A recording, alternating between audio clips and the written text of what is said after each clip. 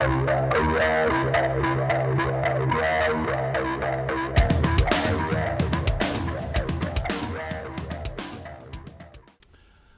there, my name is Steve Gerhardt, and as always, this is the Unagi Observer. Thank you so much for stopping by and watching the video. This is a labor of love, so I'm glad that you're here watching it.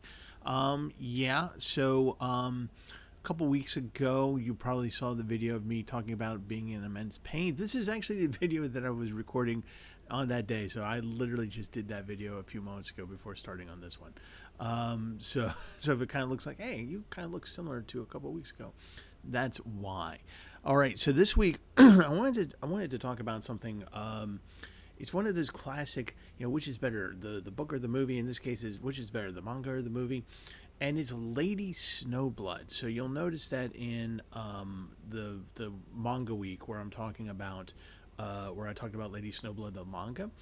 Well, shortly thereafter, I went to my video store and actually rented out Lady Snowblood. Yes, I have a video store that you can check out rentals from. Yeah, those things still exist. They're very rare, but they're around. And I'll try to remember to put the link down below.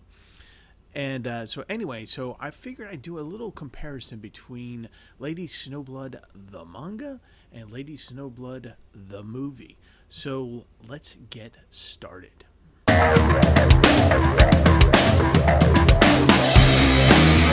Okay, so since I'm doing a comparison, and even though it was only a couple weeks ago or so that I did a quick little thing about Lady Snowblood, the manga, let me just rehash the manga real quick, and then we'll get into the movie and do the comparison. So let me read you the particulars. So Lady Snowblood, the manga, came out in the original magazine Weekly Playboy. From February 1972 to March to 1973. So about a couple volumes total. Very short story. It has a beginning, a middle, and the end. It's published by Shueisha. What is interesting is that this was being published at the same time that Lone Wolf and Cub was also going through its run in Weekly Manga Action from September 10th, 1970 to April of 1976. So they were running concurrently, and the reason why I'm pointing that out is because the guy who does Lone Wolf and Cub also did Lady Snowblood. So there you go. It's the same set of author and illustrators kind of doing both. And so that's going to be important to note later on in a little bit. It did get an imprint from Dark Horse, about 4 volumes from Dark Horse. I just started the series, so I haven't finished it, but I kind of get the gist of it. And the point of the manga is basically there's this woman, starts off with a beautiful woman who turns out to be an assassin. So she's very high priced. This is also set during the Taisho area, like literally right after the Meiji Restoration. So we're kind of into the almost the Taisho era.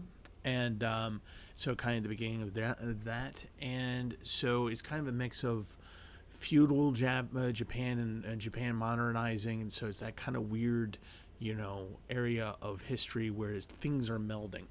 So she is this beautiful assassin, and she is very high priced. 1,000 yen goes a long way back in the 1890s. And so, I guess that's not Taisho era. So she's very high priced, but she's very lethal, very effective. So the story is basically a series of events, a series of assassinations and killings that she does. And undercurrent that is a revenge plot. So we come to find out that she's actually looking for 4 men and a woman, I think, to kill, ultimately. But while she's doing that, and while she's in that vendetta, she is also doing this to make ends meet. So the first few stories in Volume 1 is basically that. What's important in Volume 1 is that about the third story in, I think it's the third story, we get the circumstances of Lady Snowblood's birth. So her mother was in prison and had been pregnant in prison, and she had the daughter. And we have a story from the mother, Sayo, And as she's laying dying from childbirth, she's telling the other women in the prison, saying, "Hey, this is what happened." So her husband to be came in as a teacher. He was brutally murdered by this gang of about 4 people and a woman. And this group of people had taken advantage of her village and stole a whole bunch of, cheated them out of a whole bunch of money. And when the mother, who's in the prison, tried to stop them, they, took her into the barn and did things for a few days. So she winds up, I believe, unaliving one of them, and she gets caught for that. And she's put in jail for life. Okay? So fast forward, she's giving birth, and she gives birth to Lady Snowblood. And she calls her, "I'm sorry to do this to you, my child, but you are now my Asura," which is when you transfer your vengeance onto a younger person so that they become the instrument of your vengeance for the vendetta, because you can no longer, for whatever reasons, do it. So Lady Snowblood is raised. Eventually, one of the women gets released from prison. She takes Lady Snowblood with her, and she begins certain types of training, that kind of thing. That part of the story you see in the movie, but I believe you see that part later on in the manga. We don't see it in the first volume, but you can infer that. And what is important here is that in the manga, she continues to go on these vendettas, doing these things, and it turns out she's not only very highly physically skilled, wielding swords, sharp weapons, being able to fight and, take on multiple foes at the same time, and all that kind of stuff, but she's also very, very smart. So there are points where she's just like, I need to be able to learn how to do this. So she actually goes to a pickpocket, a famous pickpocket, to learn how to pick pockets, and so that she can actually do a thing that she was tasked to do, that she was paid to do.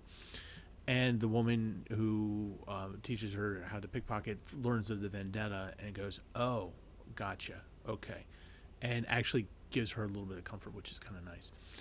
And but then she goes on to do the thing. And what she does is that the end of basically the first volume is her. It's a 2-part story, where on the second part she goes what's called the Remuakan, I think it's called. It's a Western style building in Edo, Tokyo. And what happens is that after the Japanese government does their business with foreign governments, Western governments, everyone kind of goes over to this place to celebrate. Everyone's wearing masks, and there's rooms for things to do, and it's one of those kinds of parties, like the Hellfire Club and stuff like that. So there's a lot of like debauchery going on. And so part of her mission is to bring this down, somehow by, disgracing it, calling attention to what's going on. That's what she's tasked to do. And I bring this up because we touch on this in the movie. And so that's kind of the end of the volume. What's important also to note is, like I said, this is done at the same time as Lone Wolf and Cub. So this was a short series. Lone Wolf and Cub is very popular right now in 1972. So they decided to do kind of like a spin-off, but not spin-off. It's kind of in the same world as Lone Wolf, and and that became very popular as well. So you have these two popular titles rankling around in the early 1970s. And that's where we're going to come into starting to talk about the movie in a moment. I should also mention, I think I mentioned this before, that this is a Gekigan, which is basically adult shonen. So it's like there's a lot of nudity, sex, debauchery, unaliving, so much unaliving, a lot of blood and gore. You're dealing with blades. And so, so this is not for the kiddos, and this is for mature adults. So just to throw that out there. Okay, so let's compare the manga. Now that we spent a little bit of time on the manga, let's spend some time on the movie Lady Snowblood.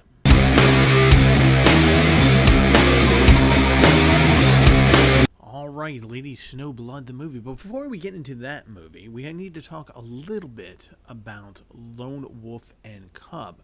So, Lone Wolf and Cub, of course, was started in published by Shueisha, I believe, and had a really good run, 1970 to 1976. Now, the author is the same. It is Kazuo Koki. I hope I'm saying that correctly. And he wrote both Lady Snowblood and Lone Wolf and Cub. The Lone Wolf and Cub series was very popular. It spawned a whole bunch of movies. As a matter of fact, I think they made the first four in 1972 alone, or at least they were released in 1972, four of them. And so, yeah, it was a very popular Gekkakugan, and it just full of rough and tumble manly men being samurai and killing, unaliving so many people. And so Lady Snowblood had some moderate success as a manga. It was a short run. It was not quite a year. And again, same author. And when they ran the movies, and people really liked the movies. And so they said, well, Lady Snowblood didn't do too bad as a manga, so why don't we do a movie of that? So the movie came out in where are you? There you are. Looking at my information here. Came out in 1973. So after the Lone Wolf and Cub movies had their kind of initial successful run, they decided to do Lady Snowblood. And Lady Snowblood is the stories that they use are almost entirely encapsulated in volume 1 of the manga.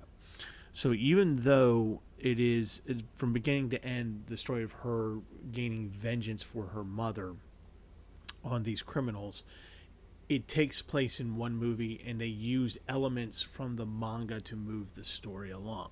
So in terms of plot, instead of waiting until about the third story in the volume where we talk about her circumstances of her birth, we start there. That's where we start in the movie.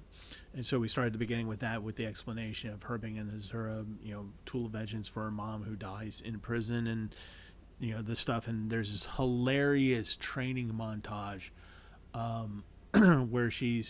where the woman who takes her out of prison, when she gets out of prison, goes to live with this very strict disciplinarian priest, Buddhist priest, and he kind of understands what the deal is and what's going on, and he goes, okay, I will train the girl. And he's just very brutal with her. He's just very just not nice. And there's this great training scene where he tells the little girl, Lady Snowblood, when she's 8, that she has to stay inside this barrel, and he kicks the barrel down, and she's supposed to stay inside of the barrel until it gets all the way down the hill, right? So she's supposed to stay inside of it. So he kicks it, and down goes the barrel. Now, what they did was they actually made her ponytail stick out. Well, it's not actually her inside the barrel, but they put this like fake ponytail. It's just whipping in the wind as the thing is rolling down. It's really quite hilarious the way that they do this. But anyway, you get the idea. So she is under brutal training, and she is just very hardened, and she becomes an efficient assassin. And again, so she starts on her vendetta. And here in the movie, it's not so much that we go from stories of her being an assassin with the underlying story of going after the people that destroyed her mother's village, unalived her mother's to-be husband, and what they did to her. So they, it's not so much that as it is her actually tracking these people down. Now, what's interesting is that, like I said, they use things from the first volume of the manga, but they're kind of spaced out in there. And there's one story plot point in there as she's going after the last guy who she thinks is actually dead, that he died in the ocean, like in a shipwreck. Turns out that there's this guy who does a sort of a newspaper with a lot of illustrations, read manga. And so when he's writing her story, and this is in writing her story, he's doing it because he's trying to help her because he doesn't think the guy is dead. And so as he's writing the story, we get flashes from the actual manga pages as his writing. And so, of course, it works. The last guy shows up, and the final battle happens in the Remumacon. And so, this is the place where everyone is, celebrates treaties and creation of allies by boinking, I guess. And so they go in there and they have the final battle, and spoilers. Things happen. She's pretty beaten up, and she walks out into the courtyard of this place, and it's not so much as to bring this place down as the completion of her vendetta. A daughter of one of the people that she unalived shows up, and right, and so we think she's dead, but of course she wakes up the next morning laying in bloody snow, and she gets up and walks away. Yes, there's a second Lady Snowblood movie. Haven't seen it. So that is kind of the plot. And if it seems like I'm not taking too much time to explain the plot, because there's really not much to the plot other than that. So there's not a whole lot to explain in terms of that. What I do want to do the comparison of is that basically is while it does use the manga to create certain plot points, what's going on in the manga isn't necessarily what's going on in the movie. It's just that the movie uses parts of it to advance its own story, which focuses more on the vendetta than it does on her, on using various episode or chapters in the manga to get to that point. Now, what's interesting though in the movie is that the movie is divided up into chapters. Like, it'll actually tell you chapter 1, chapter 2, chapter 3, and gives it titles. So you have a movie full of chapters. So there's that. The overall movie of this, if you're familiar with samurai movies of the late 60s, early 70s, to mid 70s, you know that they're pretty exploitive, exploitation almost, and there's a lot of gratuitous violence. There's a lot of really bad effects in terms of blood, and there's so much blood spray in this movie, by the way. Lady Snowblood, like every time, it's one of those and then she just kind of stops, does the glare, and then cuts back to the person, and he's just like, and then, right. It's a lot of that. It's basically that's what that is. That's the movie, the action sequences. So, like I said, I described the barrel of the training session there. There is a unfortunate scene in Lady Snowblood where we see her at 8 years of age, and it's a visual that was not, I don't understand why it's in there, and it made me very, very uncomfortable. Just warning you. There's a moment towards the beginning of the movie, or towards about the end of the first third of the movie, where you're going to be like, huh? It's the only one shot, move on. That kind of ends it for 8-year-old Lady Snowblood, but it's very, I don't understand why it's there, and it's very uncomfortable. All right, moving on. Rest of the movie is, like I said, pretty much slice and dice, unaliving, a lot of blood spurts, a lot of bad blood production value techniques going on. Like when they decide that they have the person that's going to bleed out of the mouth, it's like this thick paint coming out. Yeah. So, what am I saying here? I'm saying that the movie is not that great. Take it for what it is, and it's a samurai exploitation movie. It's based totally off of Gekkagen, this is what it does, and if that's your wheelhouse, then you're definitely going to get that. It is definitely a product of its era, which is 1973 in this case, and if you never see this movie, that's okay. That's, I'm not gonna I don't think you're missing out on anything, really. I won't say it's horrible or bad, but there's just a lot of it. It's just like, oh, okay, that. And instead of being of shock value, it becomes more comedic, which is completely unintentional. It's not meant to make you laugh, but you will laugh at it. The comparison between the movie and the manga is that the manga is, as they say, is the book better than the movie, and most people say the book is better than the movie. In this case, yes, the manga is better than the movie, much better. Like I said, if you happen to come across this and you want to watch it, go ahead, but just take it for what it is, and maybe you'll enjoy it, or maybe you'll laugh at it, or maybe you'll make a drinking game out of it. I don't know. For every blood spray, everyone has to do a shot, I guess, or something like that. Anyway, so yeah, I would definitely take the manga over the movie. The manga appears to have a little bit more, even though there's not much dialogue in it, and it has more meat to it. It has a little bit more. You care about the characters a little bit more, and you kind of have a little bit more, I wouldn't say sympathy, but understanding for motivations and things like that. Whereas in Lady Snowblood, the movie, you're just like, oh, okay, we're just being naked and unaliving people. Okay, that's what we're doing now. All right, great. Oh, the blood spray. So yeah, there you go. Manga over the movie, Lady Snowblood.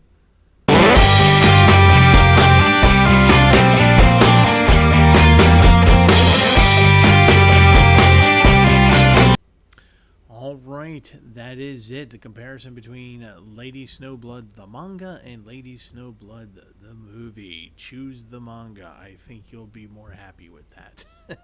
My personal opinion. You tell me what you thought.